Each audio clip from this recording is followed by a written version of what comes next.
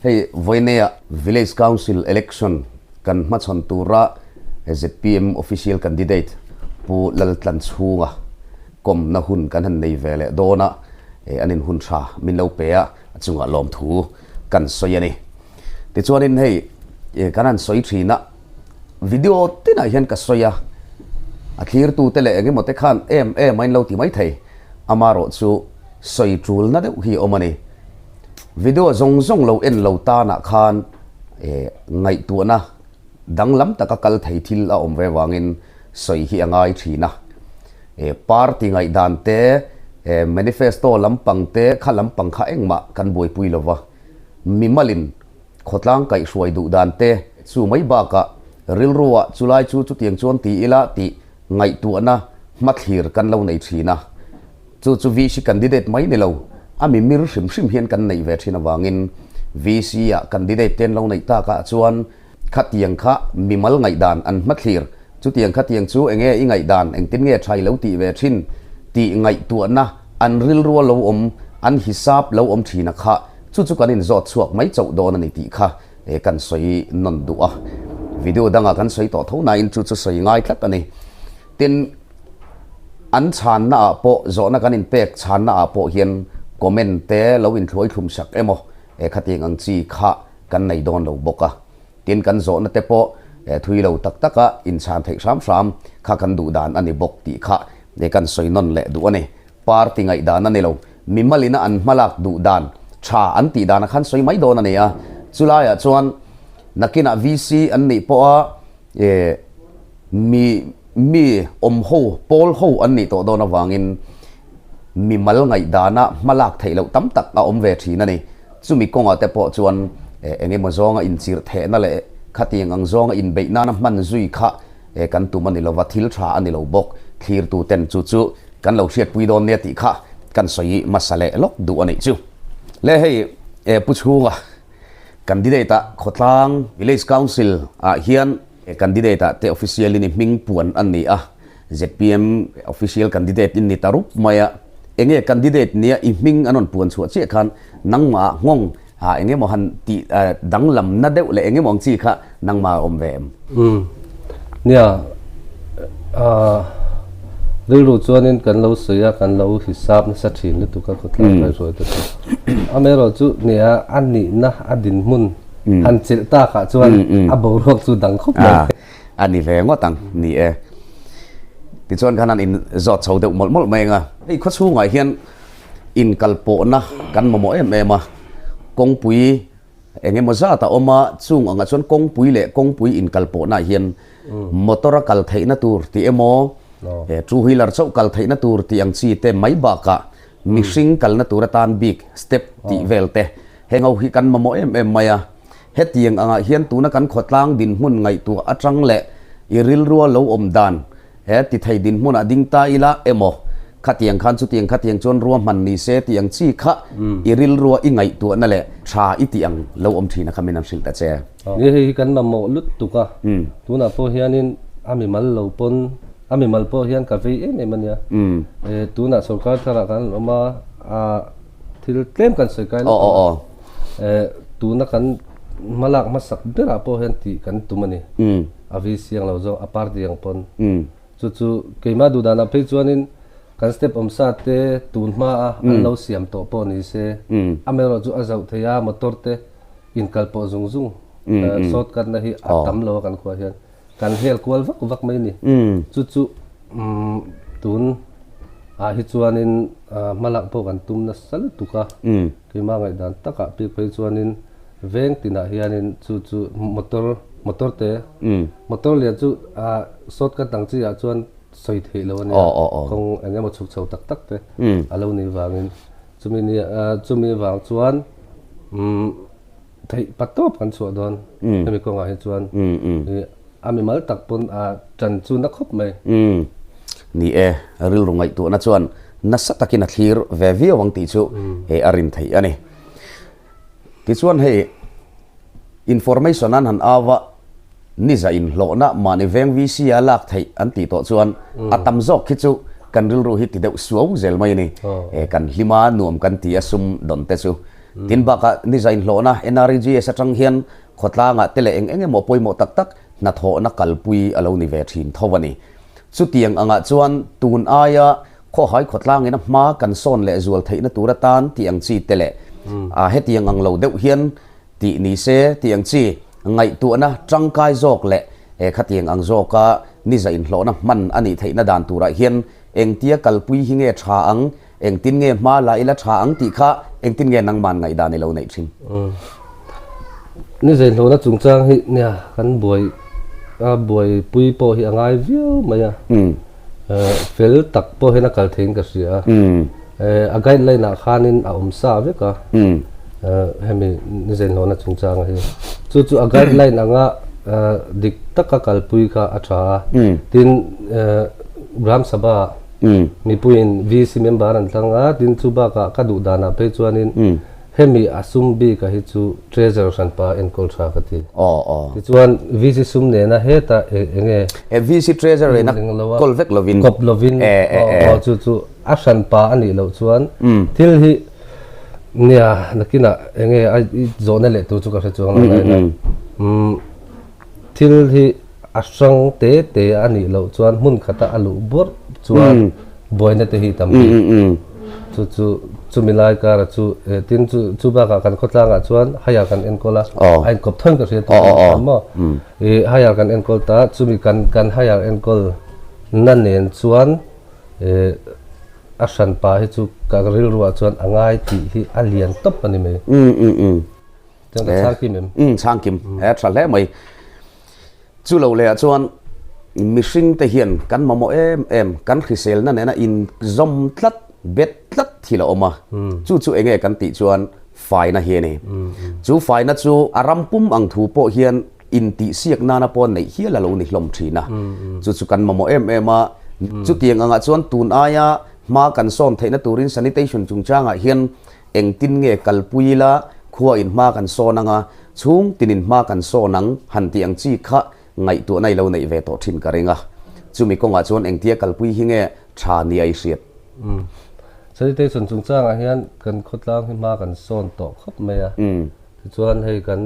suai dukan ma sa te pon than he ma takin dan eng lawa tu na po sanitation committee te kan ding to a tun ma ding ngai lo kan ding to ni chuta chuanin karil ruwa chuan tun ai ma kan son na le tu chuan chung kwa kan in tu ngai chuan chung kwa ne nga chung kwa kan fai chuan khotla ka fai ti hi ka ngai dan ani tin chu ba ka chu mi pia lama chuan NGO sang tena rol khai taka ma kan son kan tho tla na ngai zirlai no pangan ni mo tin wai me changan ni mo chu ti nga chuan entinan tho tur kan nei vek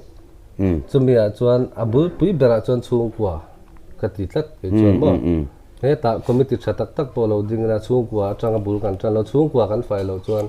kan fa ten khola ya bol lo tla chana changan sel lo chu karil ru khoi tu berani chung kwa khamo athale mai kha siat reng tur ne poi mo lutuk ringot mai ni ti kha kan soi zok teang chu lo le chuan hei khovela kan oma kan mamo em mai le kan tum le tha kan ti em thin chu zirna ani a khovela in elna anasa a he khotlanga ngei po hian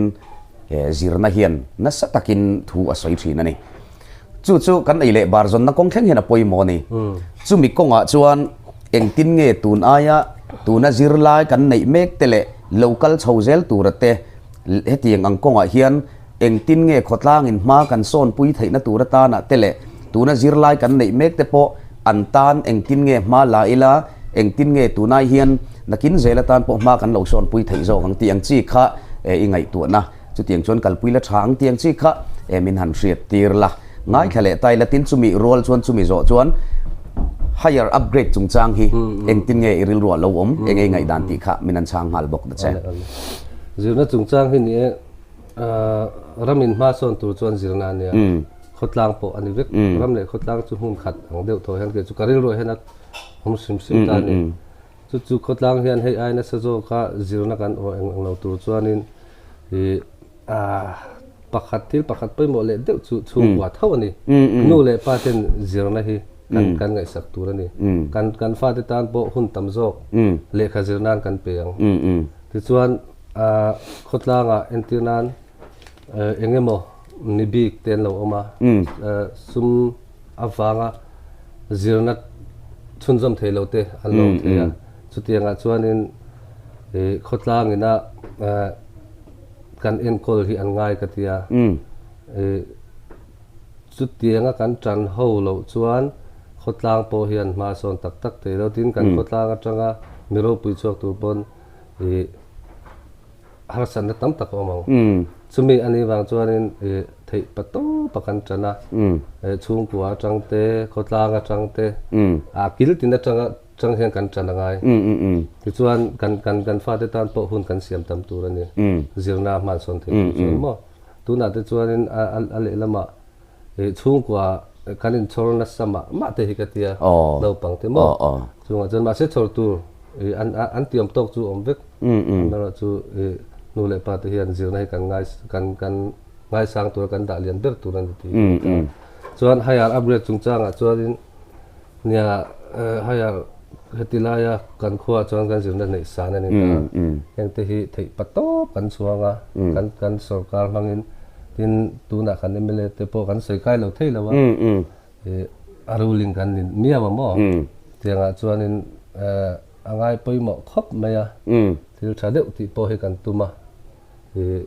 chumini wang chuanin heta khotlara changa enkol reng chu har sat na chin pom thei sarkara alu wat thei da to chu kan ngai tu avan trave ti chuan hei kho hai hian kho hai ti ming soya kho thanom te ta na po ni se ril ru lo om ngal a om ma chu enge kan ti chuan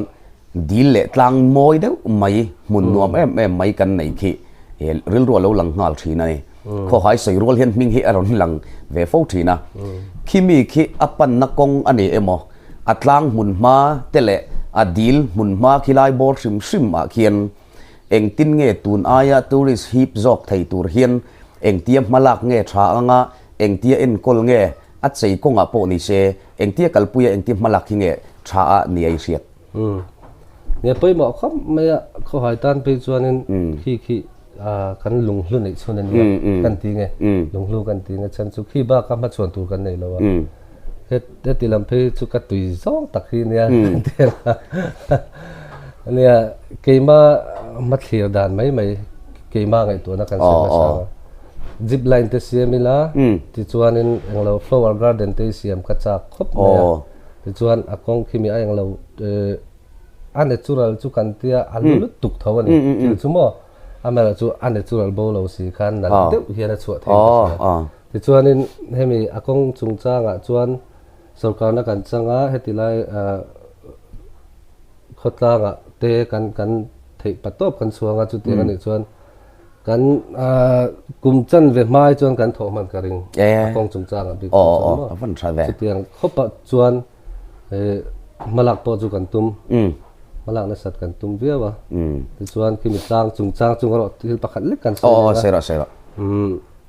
hemi tuna kan setlang vek ta zo khwa te kan tia ti khan dil chungchanga te po khi aya engemo mi akal te ponina ro puizo ka an om theina tur khianin ti na sa chu kan tum avan nga le lom ve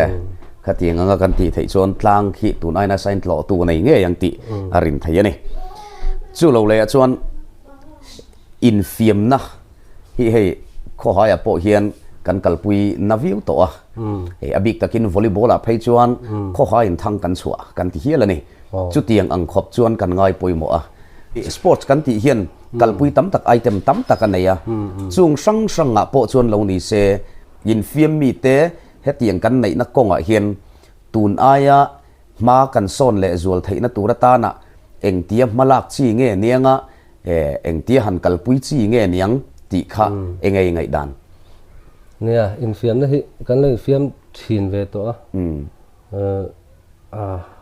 pakhata chuanin nia number 1 na kan se photange anglo chung ku abok ani me kan nu le kan pa te kan chung ten min tui pui ngai ni min tui pui lo chuan thil hi har ve deuh ama entiang thingtlang kan ne na thok mi te kan nia tianga chuan chung ku atanga kan in tui chil pui kan line tu ani chuanin in kaltir mai o khatiang kha he chuan karil ro hen om thina chuan mizo na kan englo deuh chu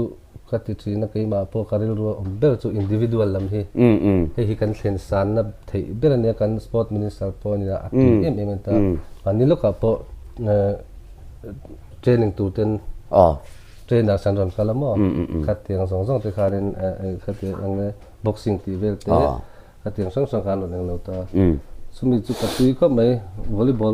volleyball po ni se football po ni se min